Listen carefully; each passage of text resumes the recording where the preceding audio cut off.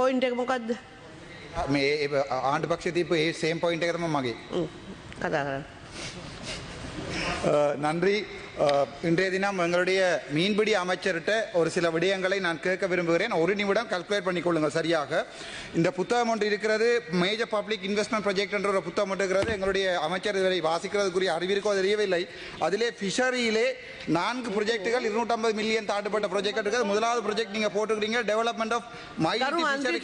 ඊට අදාළ දෙයක් නෙවෙයි නේද? මට විනාඩියක් දෙන්න ඔබතුමී මේ අර පැත්තට දුන්නානේ.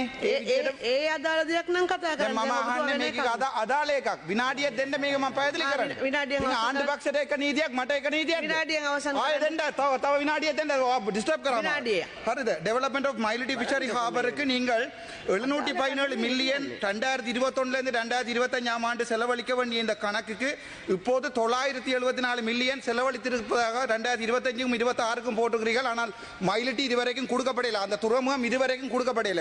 இரண்டாவது வடக்கு மாகாணத்துக்கு ஃபிஷரிஸ் இண்டஸ்ட்ரிக்கு மொத்தமாக 465 மில்லியன் 2025 ஆண்டு ஒதுக்கப்பட்டிருக்கிறது. நேற்றைய தினம் டிசிசி மீட்டிங்கில் நீங்களும் ஜிஏ பிரதீபன் அவர்களும் சேர்ந்து 500 மில்லியனை கொண்டே குறுகட்டுவானுக்கு போடுவதாக சொல்லியிருக்கிறீர்கள். எங்களுக்கு இந்த ரெண்டையும் விளங்கப்படுத்துங்கள். பொட்டைக்கண்டு අත්පැත්තට දුන්නානේ මං කියනකම් බලාවද එන්න. අයි ඔබතුමී අපිට වෙන් කරන්නේ මේ වෙන් කරන්නේ නැති වෙලාව අනිත් ඒ පැත්තට වෙන් කරන්නේ. ඒ මඩ වෙන් කරන්න පුළුවන්.